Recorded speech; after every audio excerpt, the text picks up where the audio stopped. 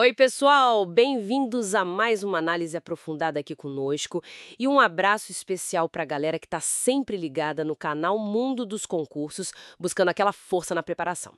Hoje a gente encerra nossa série sobre direitos sociais na Constituição e é a parte final mesmo, e o foco vai ser no direito de greve e outros direitos ligados à participação dos trabalhadores. Isso aí, um tema muito importante, né?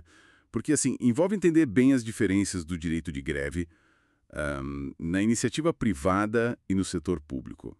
E tem outros jeitos de participação dos trabalhadores também. Perfeito. Então vamos começar pela correção da coisa, né? O direito de greve, lá no artigo 9º, vou ler pra gente. Artigo 9º.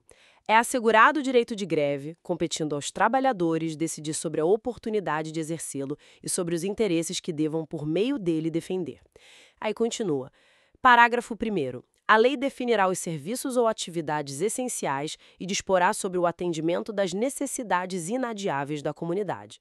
E fecha com: parágrafo 2º. Os abusos cometidos sujeitam os responsáveis às penas da lei. Olha, o que a Constituição está dizendo aí é que a greve é um poder de fato, sabe?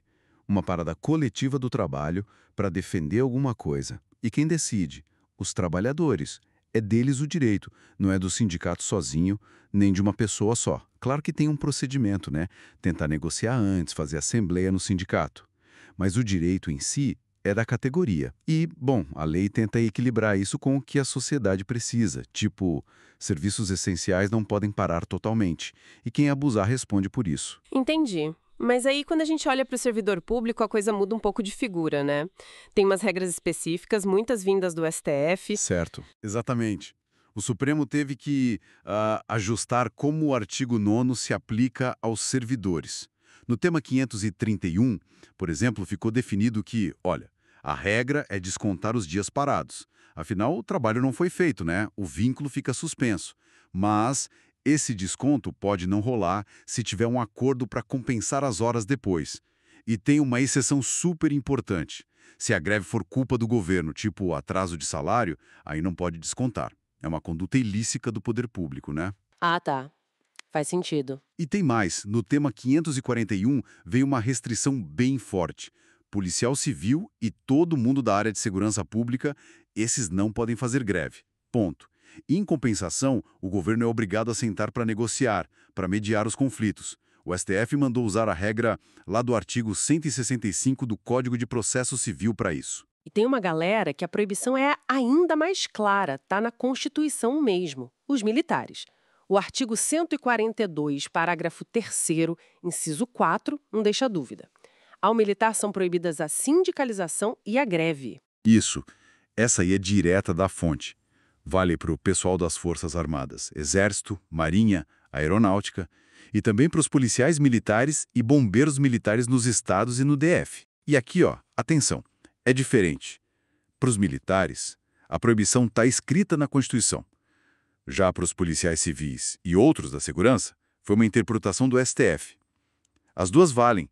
Claro, a decisão do STF é obrigatória, mas a origem é diferente. Percebe?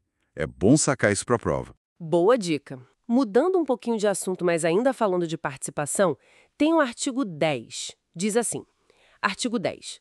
É assegurada a participação dos trabalhadores e empregadores nos colegiados dos órgãos públicos em que seus interesses profissionais ou previdenciários sejam objeto de discussão e deliberação. Basicamente, isso garante que, onde o governo for discutir e decidir coisas sobre trabalho ou previdência que afetam trabalhadores e patrões, tem que ter representante dos dois lados lá na mesa, com direito a falar e a votar.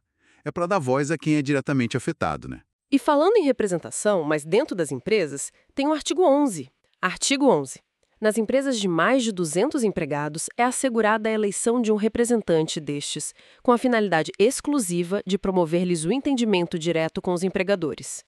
Essa regra é específica para empresa grande, com mais de 200 funcionários. Aí os empregados elegem um representante só para isso, para facilitar a conversa direta, o dia a dia com o patrão. Mas olha, é importante demais lembrar.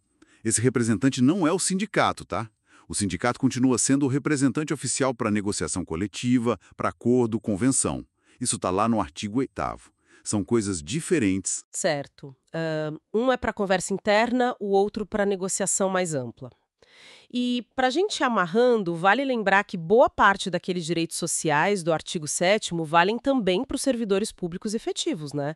O artigo 39, parágrafo 3º, confirma isso. Ele fala, artigo 39, parágrafo 3º, aplica-se aos servidores ocupantes de cargo público o disposto no artigo 7º. E lista vários incisos, podendo a lei estabelecer requisitos diferenciados de admissão quando a natureza do cargo o exigir. Exatamente.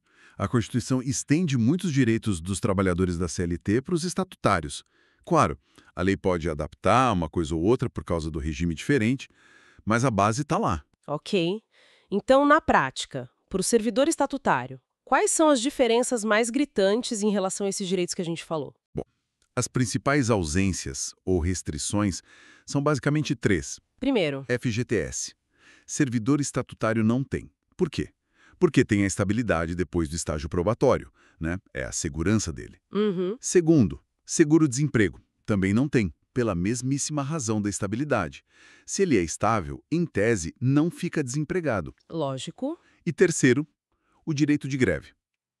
Como a gente já viu, é um direito que existe, mas é limitado pelas regras do STF. E para militar e força de segurança, é vedado mesmo. Então, resumindo, o servidor estatutário troca FGTS e seguro-desemprego pela estabilidade. E o direito de greve dele tem essas condições especiais. Perfeito. Então, fechando nossa conversa sobre direitos sociais, a gente passou pelo direito de greve do artigo 9º, as regras gerais e as específicas para os servidores, com as decisões do STF sobre desconto, vedação para segurança. Isso. Vimos a proibição total de greve para os militares, lá no artigo 142. Falamos da participação em colegiados públicos no artigo 10 e do representante em empresas grandes no artigo 11. E, por fim, ressaltamos as diferenças-chave para os estatutários, sem FGTS, sem seguro-desemprego, por causa da estabilidade, e com restrições na greve. Acho que cobrimos tudo dessa parte final, né? Cobrimos sim. E sabe, isso tudo deixa uma pulga atrás da orelha, né? O próprio setor público está mudando.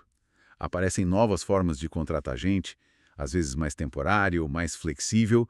Como será que essas mudanças vão bater de frente com essas regras, com essas garantias que a gente discutiu? Será que vão forçar uma releitura disso tudo lá na frente para esses novos tipos de servidores? Fica aí a reflexão. Uma ótima questão para a gente continuar pensando sem dúvida. Bom, muito obrigada pela companhia de vocês nessa nossa jornada final pelos direitos sociais. E lembrem-se, o Canal Mundo dos Concursos está sempre aqui como parceiro de vocês nos estudos. Contem com a gente. Até a próxima!